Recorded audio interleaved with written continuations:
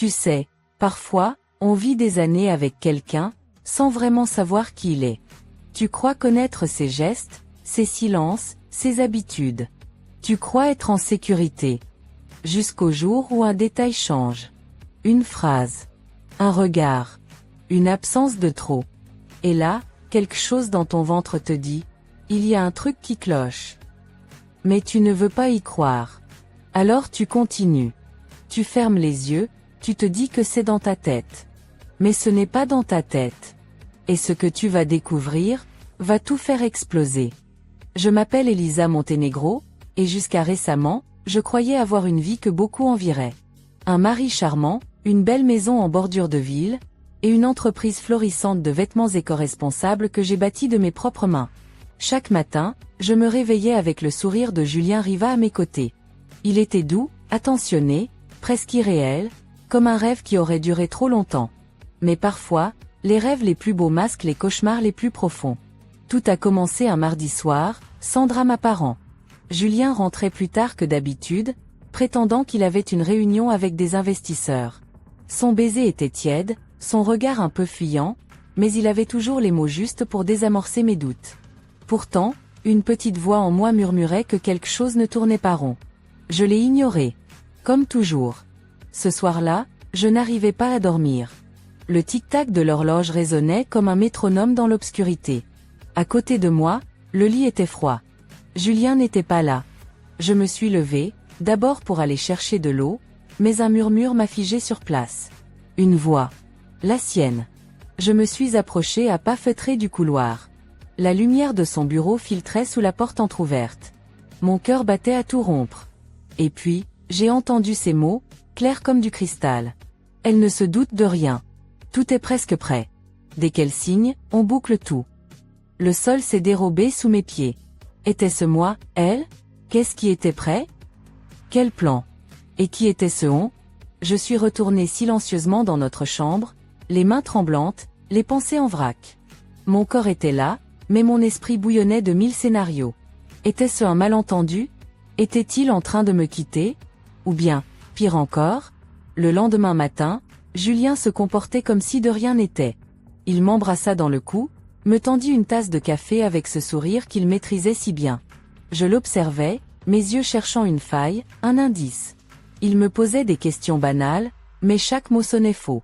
Je répondis mécaniquement, incapable de penser à autre chose que sa phrase de la veille. Je décidai alors de vérifier ce que je n'avais jamais osé, nos finances. Jusqu'à présent, c'était lui qui gérait tout. Moi, j'avais trop de choses à faire avec la boutique. Il disait toujours, « Ne t'inquiète pas, chérie, je m'occupe de tout. » Et moi, bêtement, je le laissais faire. Mais ce jour-là, j'ouvris l'application bancaire. Et je faillis m'évanouir. Des retraits de plusieurs centaines, parfois quelques milliers d'euros. Rien d'alarmant individuellement, mais sur 3 mois, cela représentait plus de 80 000 euros. Disparus. Et aucune trace d'investissement. Aucune justification claire. Je n'entendis même pas Julien entrer dans la cuisine. « Tu vérifies les comptes, ce matin ?» demanda-t-il d'une voix douce, mais tendue. Je sursautai. Je retournai l'écran de mon téléphone discrètement. Juste un petit coup d'œil, comme ça. Il y a des retraits que je ne comprends pas trop. Il haussa les épaules, s'approcha pour verser du café dans sa tasse. Oh, ça? Juste quelques placements rapides, des trucs à court terme.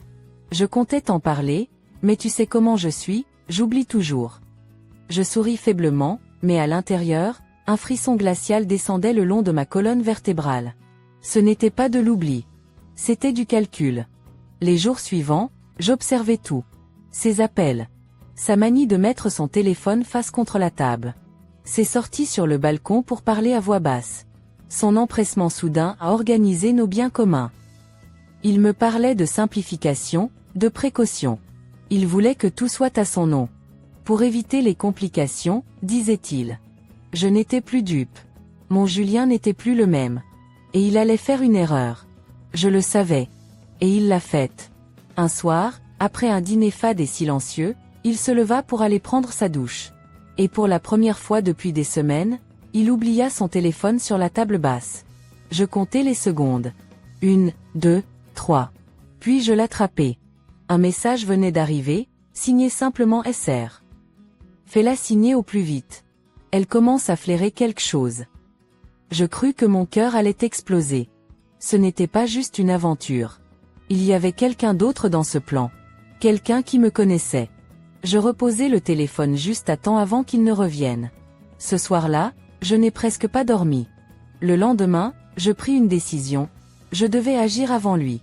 J'appelai Maëlys, une avocate brillante que j'avais rencontrée à un séminaire, et avec qui j'avais gardé contact. Je ne lui avais jamais demandé de service, jusqu'à ce jour. Maëlys, c'est urgent. Je crois que mon mari me cache des choses graves.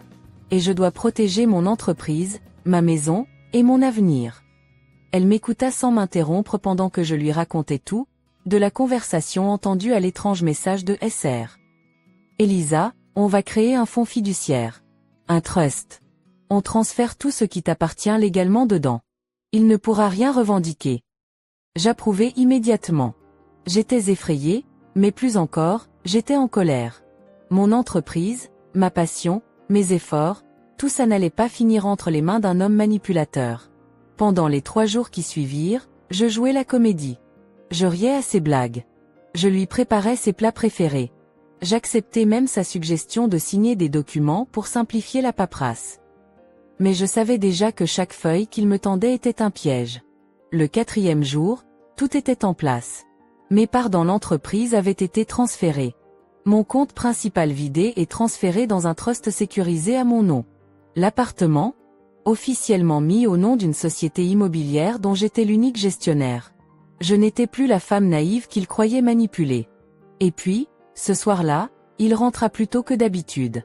Il déposa une pile de papiers sur la table du salon, s'assit en face de moi, le regard sérieux. « Elisa, il faut qu'on parle. » Mon cœur battait à tout rompre, mais je restais parfaitement calme. « Je t'écoute. » Il prit une grande inspiration. « Je pense qu'on devrait divorcer. Je veux que ça se passe bien, sans drame. On a évolué différemment. » Je hochai la tête lentement. « D'accord. » Il fronça les sourcils. Il s'attendait à une crise, des larmes, de la colère. Il n'était pas prêt pour ma réaction. Je pris les documents, les feuilletai calmement. Puis je levai les yeux vers lui et lâchai, avec un sourire tranquille. « Tu n'auras rien, Julien. Tout est déjà en sécurité. Tu es arrivé trop tard. » Le silence fut absolu. Il pâlit. Ses mains tremblaient. « Comment ça ? Tous mes biens sont protégés légalement.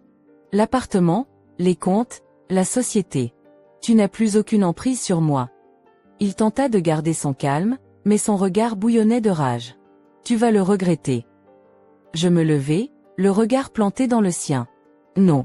Toi, tu vas regretter d'avoir sous-estimé une femme qui t'aimait sincèrement. » Je quittai la pièce, ma silhouette droite, le cœur battant, mais pas de peur.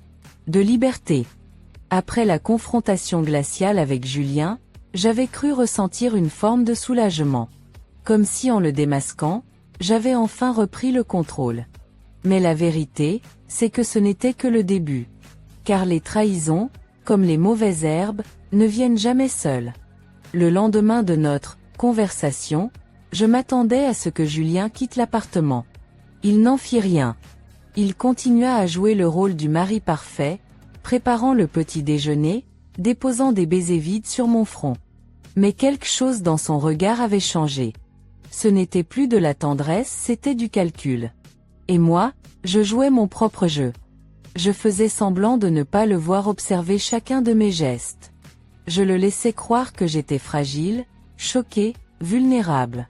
Mais chaque minute que je passais sous son toit, je préparais ma prochaine étape. Puis, un mercredi matin, une enveloppe brune arriva à la boutique. Elle n'avait ni timbre, ni adresse de retour. Juste un mot griffonné à la main. À Elisa. De la part de quelqu'un qui sait.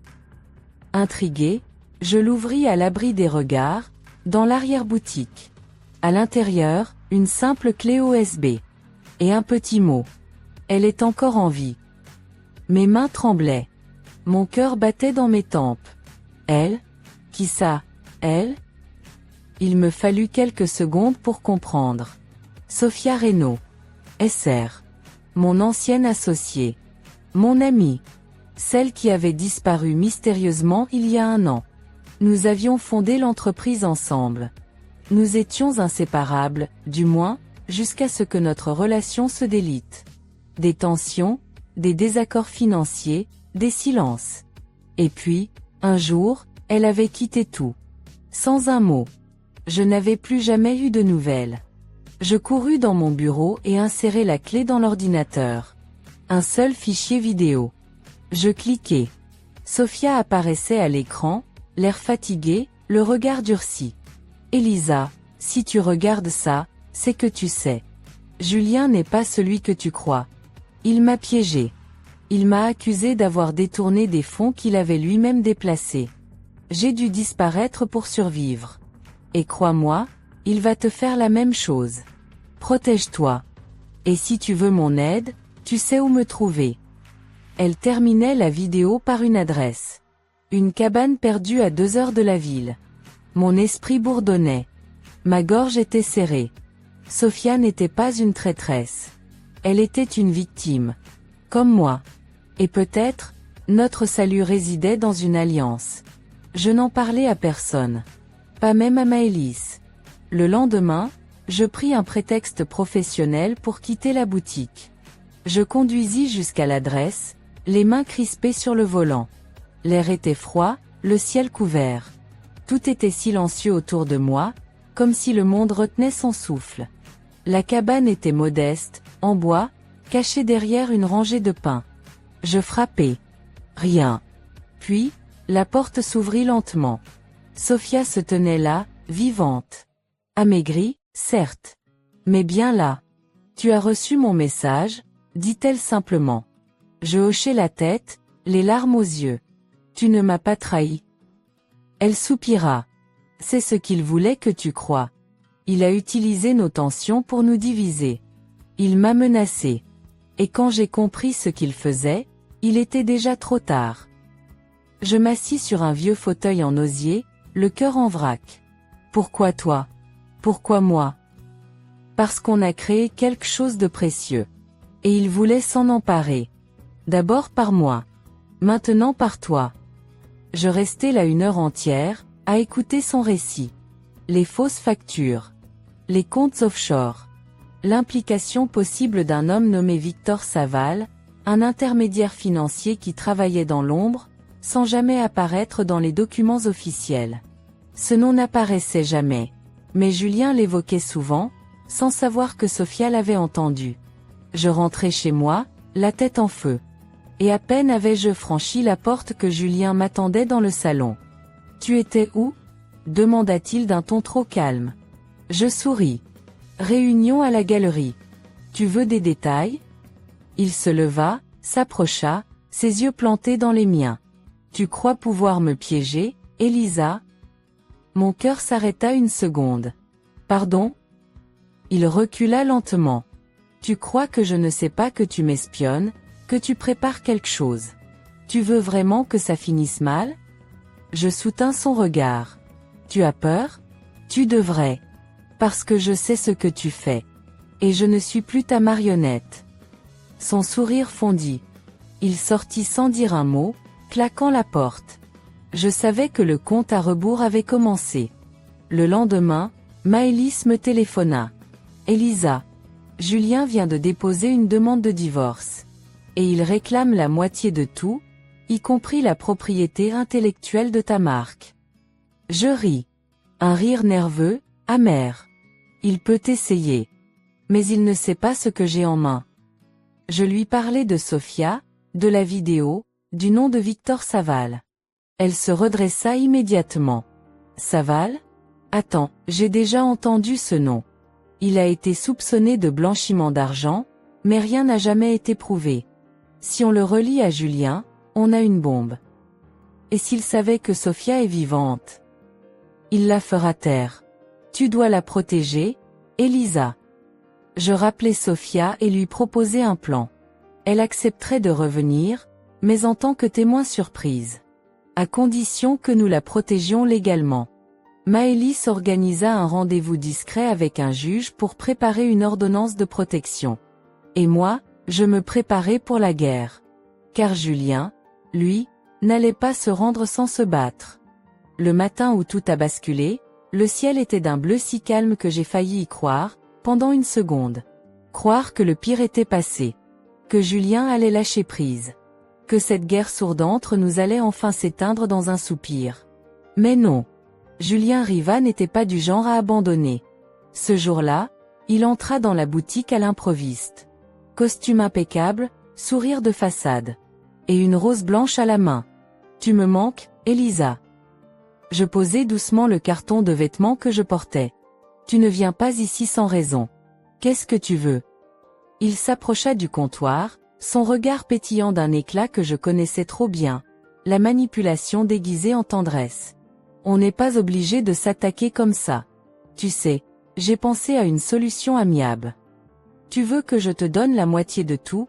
C'est ça ta définition des « amiable » Il rit. Un rire bas, presque attendri. Je veux juste qu'on évite de se détruire mutuellement. Je ne répondis rien. Mais dans ma tête, un seul mot résonnait. Mensonge. La partie d'échecs avait commencé. Ce que Julien ignorait, c'est que j'avais désormais une arme plus puissante que ses beaux discours, la vérité. Le soir même, je rejoignis Sophia dans l'appartement sécurisé que Maëlys lui avait trouvé. C'était un petit 2 pièces discret, situé au-dessus d'une boulangerie, où personne n'irait jamais la chercher. Sophia s'était reprise. Elle avait coupé ses longs cheveux, troqué ses vêtements usés contre un tailleur strict. Mais dans ses yeux, je voyais encore les séquelles. La peur. La honte. Et cette détermination farouche de ne plus jamais fuir. Je suis prête, dit-elle en me tendant une clé USB. C'est quoi? Des enregistrements. J'ai gardé des copies de tout ce que j'ai pu. Conversations. Documents. Une fois, j'ai même enregistré Julien sans qu'il le sache. Il disait vouloir faire tomber ta boîte pour la revendre au plus offrant. Je pris la clé, la serrai dans ma main comme si c'était de l'or. Tu sais que s'il apprend que tu es en ville, il essaiera de te faire disparaître, pour de bon. Sophia sourit, mais son sourire était triste. Qu'il essaie. Cette fois, je ne cours plus. Maëlys avait creusé pendant des nuits entières. Et elle avait enfin trouvé une piste. Saval n'était pas qu'un simple consultant en finance.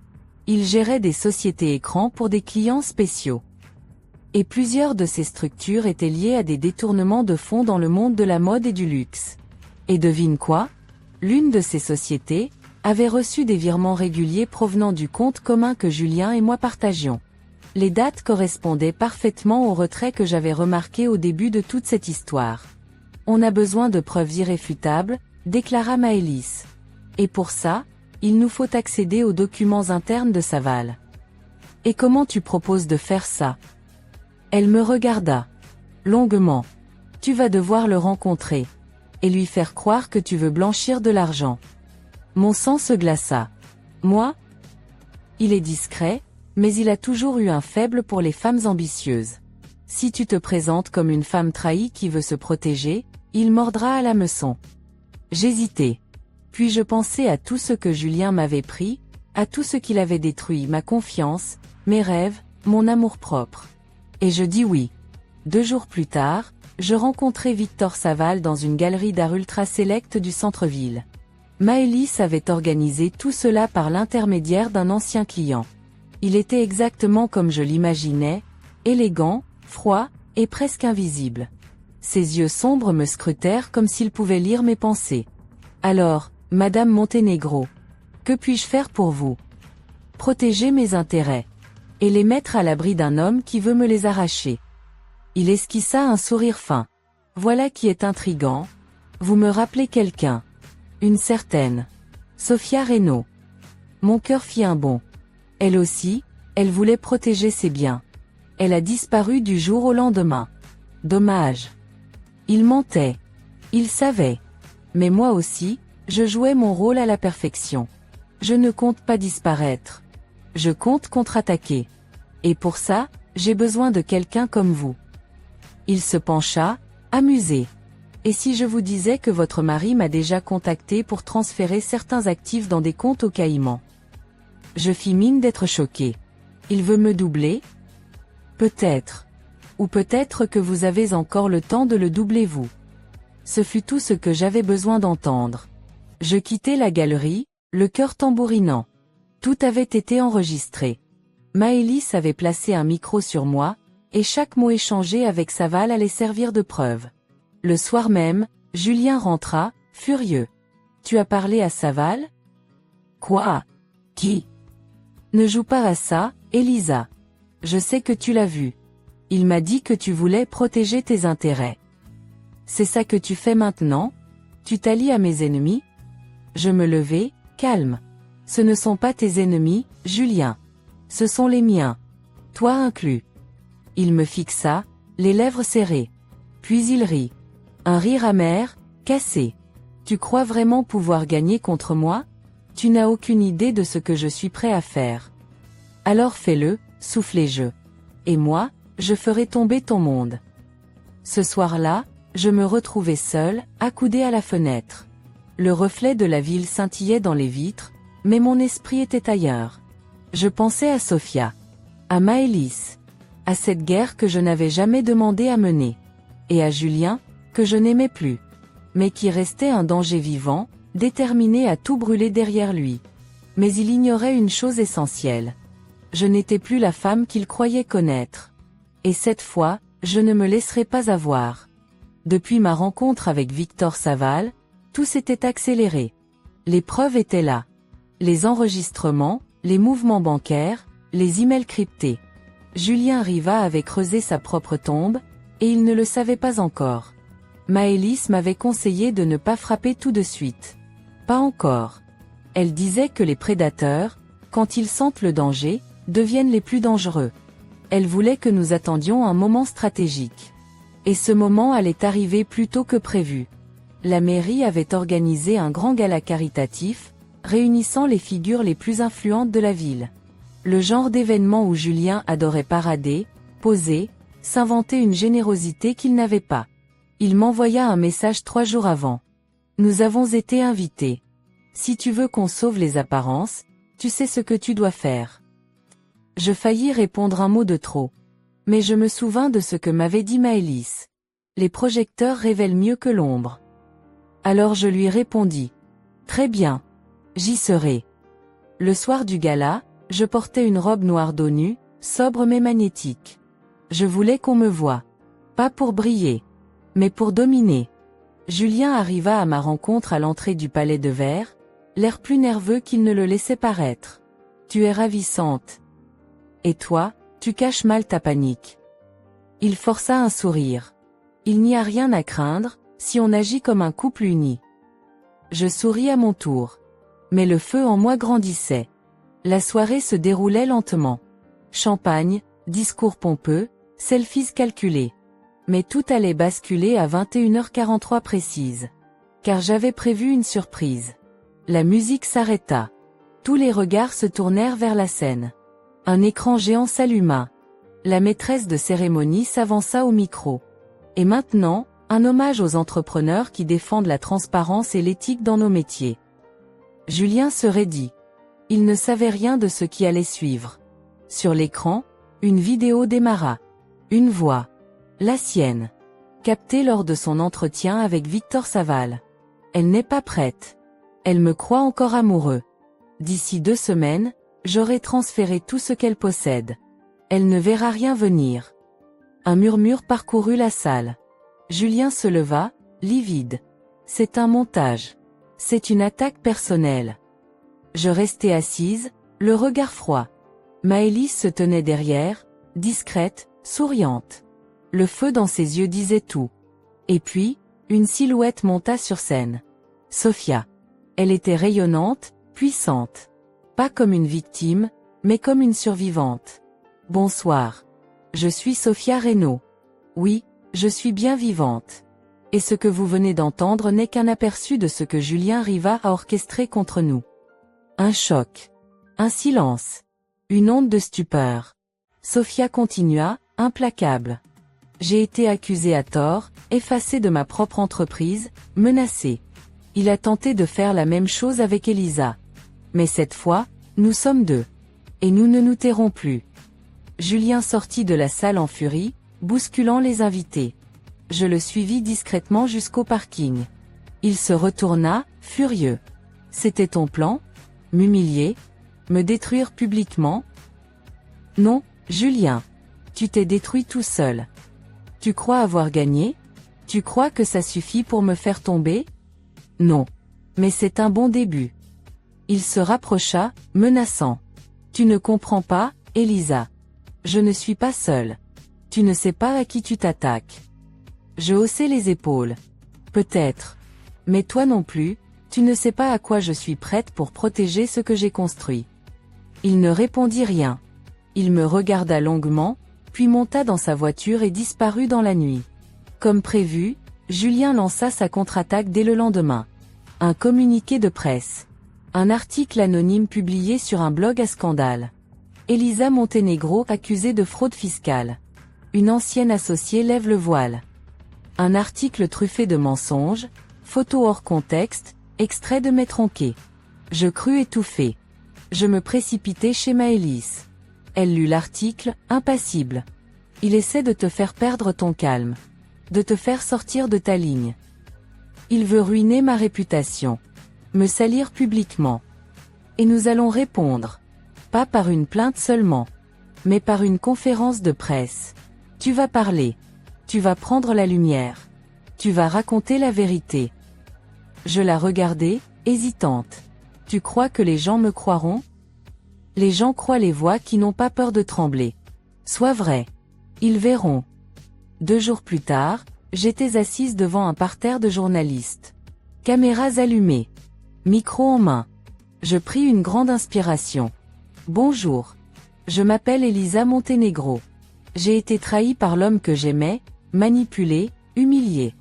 Mais aujourd'hui, je refuse d'avoir honte. Je n'ai rien à cacher. Et je suis ici pour vous dire la vérité. Toute la vérité. Et je parlais. Pendant 20 minutes. Je racontais comment Julien avait détourné mes fonds, utilisé des prête-noms, tenté de me pousser à signer des documents de transfert. Comment il avait utilisé la presse pour m'atteindre. Je ne pleurais pas. Mais dans la salle, beaucoup oui. Et surtout, les réseaux sociaux s'enflammèrent. Le vent tournait. Pendant ce temps, Maëlys faisait pression sur Victor Saval. Il était discret, oui. Mais pas invincible. Il avait commis une erreur, laissé une trace numérique de ses montages. Et cette trace, nous l'avions. Maëlys lança une procédure officielle. Et en 48h, une enquête fut ouverte contre Saval. Julien perdit son plus grand allié. Ce soir-là, Sophia, Maëlys et moi trinquâmes chez moi. Verre à la main. Les bougies allumées. L'air chargé d'une paix nouvelle. On a gagné? Demanda Sophia, doucement. Je réfléchis un instant. Puis je dis. On a gagné une bataille. Mais Julien, lui, il ne connaît pas la paix. Il prépare déjà sa prochaine attaque. Et je ne savais pas encore à quel point j'avais raison. Il avait suffi de 3 jours. 3 misérables jours pour que Julien Riva transforme ma victoire en une nouvelle tempête. Le silence apparent n'était qu'un leurre. Une accalmie avant le cyclone. Un matin, alors que je servais le café à Sophia, mon téléphone vibra. Un message de Maëlys. Urgent. Rends-toi à mon cabinet. Julien a contre-attaqué. Et c'est très, très sale. Je sentis mon estomac se contracter. Je ne posais aucune question. J'enfilai mon manteau et quittai l'appartement comme une femme en marche vers l'arène. Dans le bureau de Maëlys, les documents m'attendaient, étalés sur la table. Un dossier épais, tamponné tribunal de commerce. Il t'accuse de fraude contractuelle, d'abus de pouvoir sur les comptes communs, et de vol de propriété intellectuelle. Je crus que j'allais rire. Mais rien ne sortit. Pas un son. Juste un profond vertige. Il a osé. Maëlys hocha la tête. Et ce n'est pas tout. Il demande une saisie conservatoire sur tes comptes personnels et professionnels. Je serrai les poings. Il essaie de me paralyser. De m'empêcher de me défendre. Exactement. Il veut que tu t'effondres financièrement pour ne pas pouvoir aller plus loin. Mais on a une parade. Elle se pencha, me montrant un document spécifique. Il a joint de fausses preuves. On a les vrais.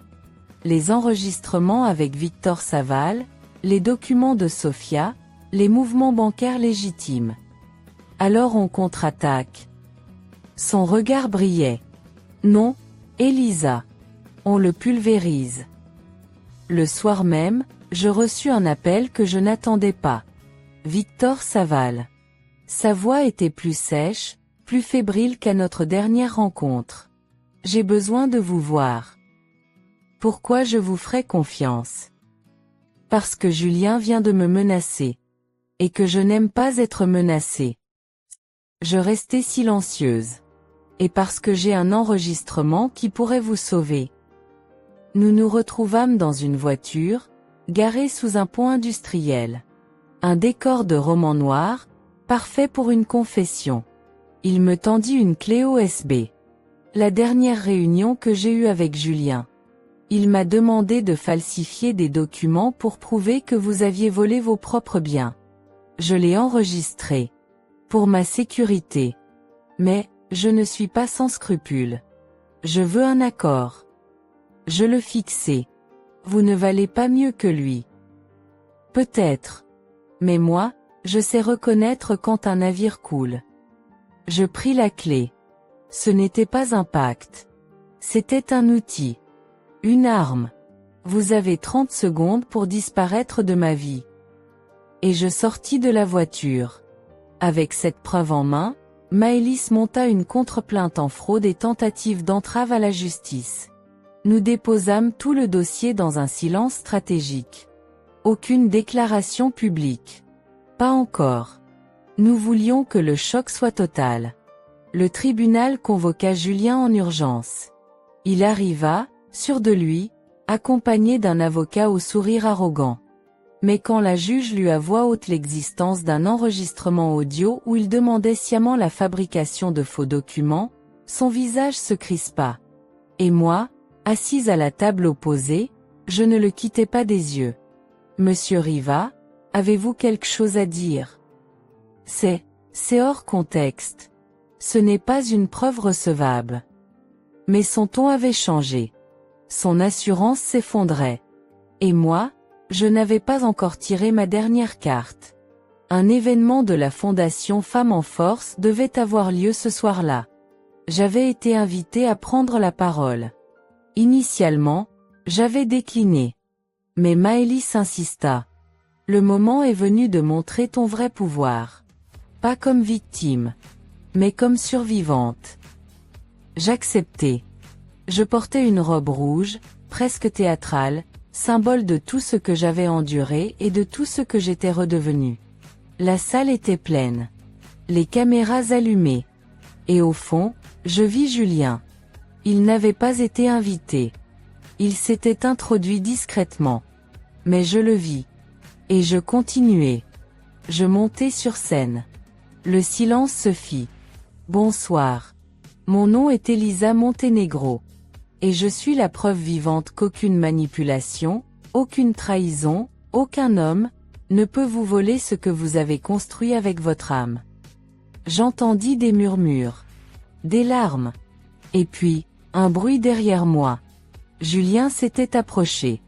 Et il tenta de monter sur scène. Tu mens. Tout ça n'est qu'un théâtre. Les agents de sécurité l'interceptèrent. Il se débattit. Je m'avançai au bord de la scène. Julien. Ce n'est pas un théâtre. C'est ta chute. Le lendemain, toutes les chaînes parlaient de l'homme d'affaires déchu, du procès à venir, des accusations de fraude et de faux documents. Et surtout, de la force d'Elisa Montenegro. Sofia, Maëlys et moi regardions l'émission depuis mon salon. Tu penses qu'il va encore riposter? Demanda Sofia. Il n'a plus rien, répondit Maëlys. Je pris une gorgée de vin. Mais il lui reste encore son orgueil. Et ça, c'est parfois plus dangereux que l'argent. La presse l'avait surnommé le mari stratège devenu imposteur. Julien Riva, autrefois glorifié comme investisseur brillant, n'était plus qu'une ombre. Et pourtant, il n'avait pas dit son dernier mot. Ce qui restait de sa réputation s'effritait chaque jour. Ses associés se retiraient un à un, ses comptes étaient gelés, ses invitations annulées. Mais moi, je savais. Les hommes comme lui ne tombent pas sans faire de bruit. Et le bruit arriva, sous la forme d'une lettre déposée à la boutique, un matin. Pas timbrée. Anonyme. Écrite à la main. Si tu ne veux pas que ta chère Sophia paie pour tes erreurs, revois ta position. Retire ta plainte. Sinon, elle disparaît pour de bon cette fois. Je courus chez Maëlys, la lettre à la main. Il ose menacer Sophia maintenant. Il veut me faire céder par peur. Maëlys l'a lu plusieurs fois. Ce n'est pas seulement une menace. C'est une promesse. Et Julien est désespéré. Ce genre d'homme ne bluffe pas dans cette phase. On doit la protéger. Nous contactâmes Sophia immédiatement.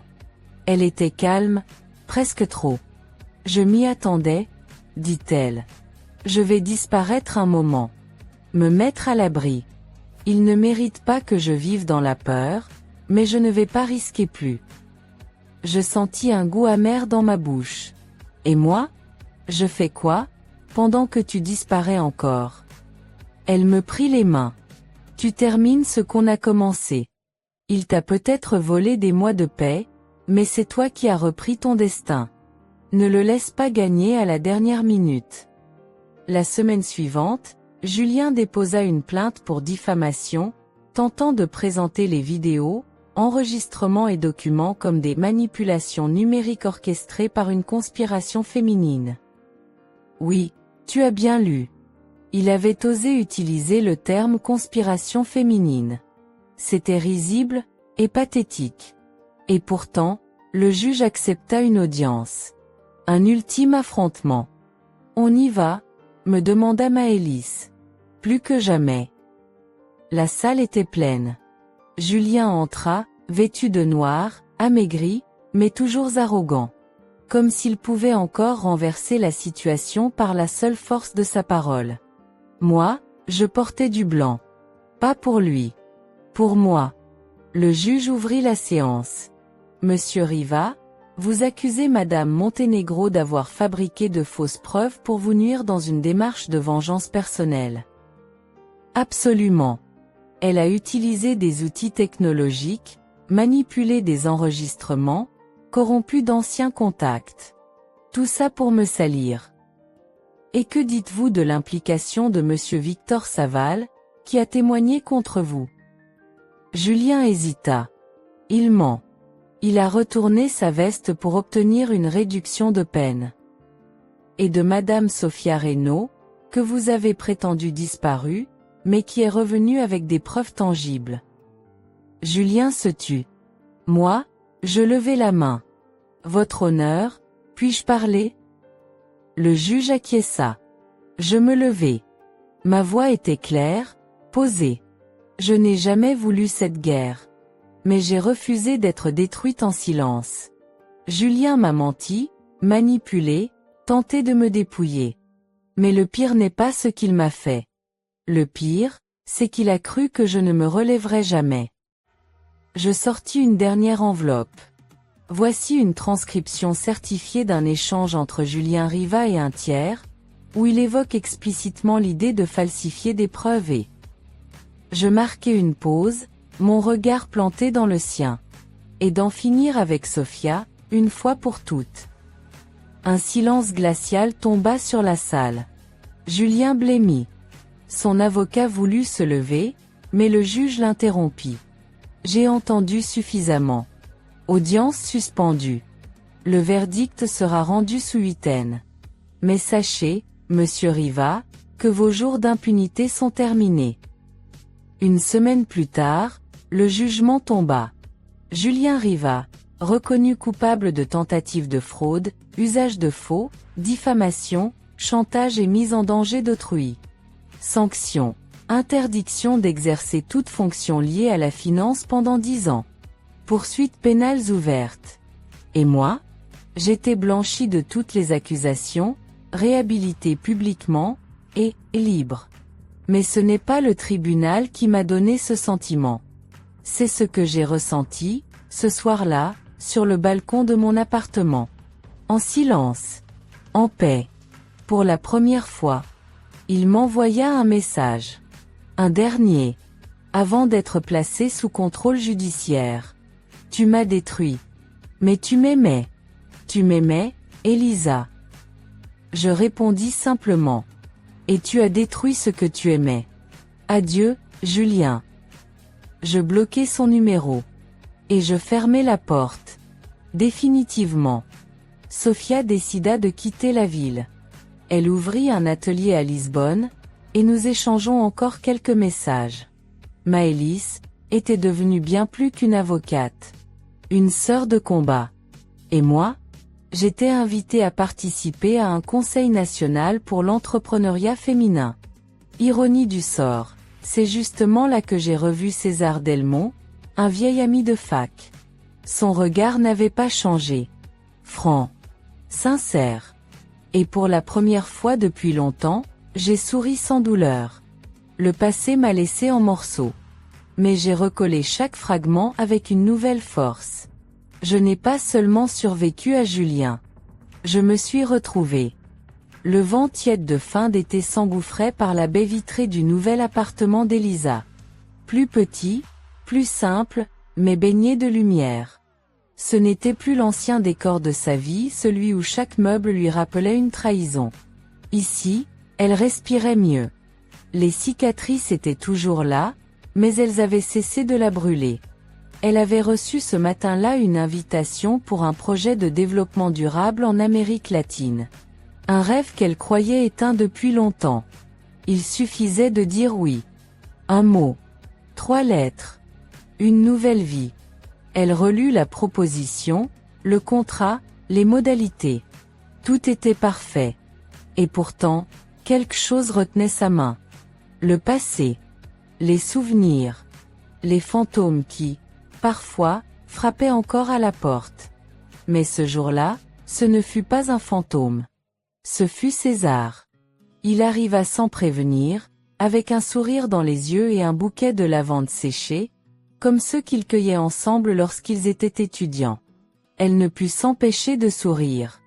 Tu viens m'annoncer une mauvaise nouvelle, ou tu fais juste une déclaration de guerre au silence. Je me disais que, parfois, le silence mérite une petite provocation.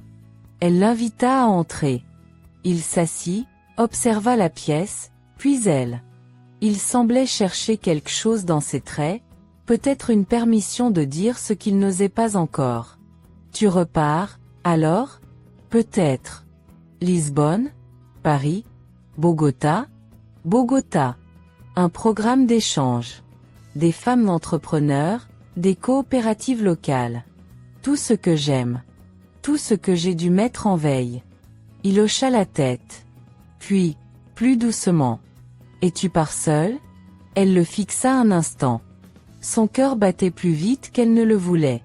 Elle savait ce qu'il demandait vraiment. Mais elle ne répondit pas tout de suite. À la place, elle se leva, attrapa 2 verres, servit du vin blanc, et revint. Je n'ai plus envie d'emmener quelqu'un qui me pèse. Et moi? Je te pèse? Elle le regarda. Longtemps. Puis elle murmura. Non. Toi, tu m'allèges. Le silence qui suivit valait plus qu'un baiser. Plus tard, dans la soirée, alors que César était parti, elle rangeait les derniers papiers de l'affaire. Le dossier riva. Elle allait le fermer pour de bon. Puis son téléphone vibra. Numéro inconnu. Elle hésita à décrocher. Mais la curiosité fut plus forte. Allô? Une voix féminine, douce, presque familière. Elisa, je suis désolée de t'appeler ainsi, mais je ne savais pas comment te joindre autrement. Je m'appelle Mariana Riva. Je suis la sœur de Julien. Elisa resta figée. Qu'est-ce que vous me voulez? Ce n'est pas ce que tu crois. Je ne suis pas là pour le défendre. Je voulais juste t'envoyer quelque chose. Quelque chose que Julien avait gardé pour lui jusqu'à la fin. Il m'a demandé de te le faire parvenir si tout tournait mal. Et vous pensez que j'ai envie de recevoir un cadeau posthume d'un manipulateur? Ce n'est pas un cadeau. C'est un enregistrement. Elisa sentit un frisson le long de son dos. Un enregistrement de quoi? De lui. Il parle. À toi. Il t'explique certaines choses. Notamment, la vérité sur Sophia. Et sur ce que lui-même avait découvert trop tard. Elisa ne répondit pas. Elle voulait raccrocher. Mais elle ne le fit pas. Le lendemain, une enveloppe arriva. Clé USB. Aucune note. Rien d'autre. Elle hésita longuement avant de l'écouter. La voix de Julien remplit la pièce. Ce n'était pas la voix de l'homme qui mentait, ni celle du manipulateur en pleine puissance. C'était une voix fatiguée, désenchantée. Si tu écoutes ceci, c'est que je suis tombée. Pas parce que tu m'as détruit. Mais parce que j'ai creusé ma propre tombe. Je ne te demande pas de me pardonner. Je veux juste que tu saches que Sophia n'était pas ma cible. Elle l'était pour quelqu'un d'autre. Moi, j'ai servi de couverture. Et j'ai compris trop tard que Saval n'était pas seulement un outil. Il obéissait à d'autres. J'ai voulu jouer au plus malin. J'ai voulu tout prendre. Et j'ai tout perdu. Mais toi, Elisa, tu m'as aimé. D'un amour que je ne méritais pas. Et c'est ce souvenir-là que je garderai, s'il me reste encore quelque chose de vrai. La bande s'arrêta. Pas d'aveu bouleversant. Pas de grande révélation. Juste un dernier souffle de ce qu'il aurait pu être, s'il avait choisi autrement. Elle éteignit l'ordinateur. Resta là, immobile, une main sur le cœur. Puis elle se leva, ouvrit la fenêtre, et laissa entrer l'air. César l'attendait au coin de la rue. Il leva les yeux. Elle aussi. Et pour la première fois depuis très, très longtemps, elle descendit les escaliers non pas pour fuir quelque chose, mais pour aller vers ce qui l'attendait. Elle ne regarda pas en arrière. Elle n'en avait plus besoin. Et voilà. L'histoire d'Elna Monteverde est arrivée à son terme. Une femme brisée, trahie, humiliée, qui a pourtant su relever la tête, reconstruire sa vie et retrouver sa voie. Une histoire pleine de retournements, d'émotions fortes, de confrontations intimes et de silences trop lourds. Ce que nous avons vécu avec elle au fil de ces chapitres, ce n'est pas seulement une série d'événements fictionnels, mais un miroir tendu à nos propres existences. Car, d'une manière ou d'une autre, nous avons tous été Elena un jour. Ou peut-être Nathan, ce mari perdu entre ambition et orgueil. Peut-être avons-nous été Maïra, celle qui revient du passé pour réparer un tort. Ou peut-être même avons-nous été comme César, l'ami fidèle qui attend à distance, prêt à aimer sans forcer, sans exiger, avec patience et dignité. L'histoire d'Elna ne parle pas que d'amour et de trahison. Elle parle de courage. Elle parle de cette force que nous avons tous au fond de nous, même lorsque le monde entier semble nous abandonner. Elle nous rappelle que la douleur ne doit jamais avoir le dernier mot, que les blessures peuvent devenir des armes, que les silences peuvent devenir des cris, et que l'on peut renaître même après s'être effondré. Et toi, cher spectateur, chère spectatrice, qu'as-tu ressenti? T'es-tu reconnu dans certains moments? As-tu ressenti cette tension quand Elna découvrait les messages cachés? Cette rage quand Nathan essayait de retourner la vérité contre elle? Ce soulagement quand la justice a enfin été rendue? Et cette larme discrète, quand elle s'est tenue devant la mer, libre, enfin entière, enfin elle-même? Nous avons raconté une histoire, oui. Mais toi, tu l'as vécue avec nous. Tu as vibré à chaque chapitre. Tu as souffert avec elle. Tu as voulu hurler à sa place. Peut-être même que tu t'es souvenu d'un moment de ta propre vie. D'un mensonge que tu as cru. D'un amour que tu as perdu. D'une promesse qui s'est brisée. Mais peut-être aussi, d'une victoire que tu as remportée. Parce que ce récit, au fond, est aussi le tien. Si tu es arrivé jusqu'ici, alors je t'invite, sincèrement, à liker cette vidéo, à t'abonner à la chaîne, à activer la cloche de notification pour ne rien manquer des prochaines histoires. Nous avons tant d'autres récits à vivre ensemble. Des récits qui parlent au cœur, qui réveillent des vérités, qui donnent de l'espoir. Et surtout, n'hésite pas à commenter. Dis-nous ce que tu as ressenti. Dis-nous si tu as été touché. Dis-nous si tu veux voir une suite. Ou peut-être une autre histoire. Ton avis compte. Ta voix nous inspire. Car ici, nous ne construisons pas seulement une communauté, nous construisons une famille. Mais avant de nous quitter, laisse-moi te parler d'un amour encore plus fort. D'un amour qui dépasse tous les drames, toutes les trahisons, tous les mensonges. Un amour qui ne trahit jamais, qui ne manipule pas, qui ne s'effondre pas sous le poids de l'ego. Un amour parfait, insondable, inépuisable. L'amour de Dieu. Oui, car aussi puissant que soit le récit d'Elena, aussi bouleversant que soit son parcours, il existe une vérité encore plus forte que toutes les victoires humaines. C'est que tu es aimé d'un amour éternel, inconditionnel, et parfait. Ce n'est pas un amour de cinéma. Ce n'est pas un amour basé sur ton apparence, sur ton succès, ou sur tes performances. C'est un amour divin. Et cet amour a été pleinement révélé dans un seul verset de la Bible, Jean 3h16. Car Dieu a tant aimé le monde qu'il a donné son Fils unique, afin que quiconque croit en lui ne périsse pas, mais qu'il ait la vie éternelle. Réfléchis à ces mots. Dieu a tant aimé le monde. Pas un monde parfait. Pas un monde propre. Un monde cassé. Un monde trahi. Un monde en colère. Un monde blessé. Ton monde. Mon monde. Notre monde. Et pourtant, il a tant aimé ce monde. Il a tant aimé toi, tel, que tu es. Avec tes défauts. Tes chutes. Tes hontes. Tes blessures secrètes. Il a vu tout ça, et il a choisi de t'aimer quand même. Pas de loin. Pas en théorie. Mais en donnant ce qu'il avait de plus précieux. Son Fils unique, Jésus-Christ. Jésus, le seul homme à avoir vécu sans péché, est venu sur cette terre non pas pour juger, mais pour sauver. Il a vécu l'humiliation, la trahison, le rejet. Il sait ce que tu ressens. Il connaît tes tempêtes intérieures. Il comprend quand tu dis j'en peux plus, quand tu pleures en silence, quand tu souris en façade alors que ton âme hurle. Et c'est pour cela qu'il est venu. Pas pour te condamner, mais pour te tendre la main. Il est allé jusqu'à la croix. Volontairement. Pas parce qu'il y était obligé, mais parce qu'il t'aimait. Sur cette croix, il a porté le poids de nos fautes. De toutes. Pas juste les grandes. Même celles que tu ne dis à personne. Même celles que tu crois impardonnables. Il a tout pris. Et quand il a dit « Tout est accompli », il déclarait « Je l'ai fait pour toi ». Mais ce n'est pas fini. Il est mort, oui. Mais il est aussi ressuscité. Il a vaincu la mort. Il a vaincu le désespoir. Il a vaincu le péché. Et aujourd'hui, il est vivant. Et il t'appelle. Pas à rejoindre une religion. Pas à suivre une liste de règles. Il t'appelle à une relation. Une relation vraie. Profonde. Transformante. Peut-être que jusqu'à présent, tu as cherché l'amour dans les mauvaises mains. Peut-être que, comme Elena, tu as cru à des promesses qui n'étaient que des pièges.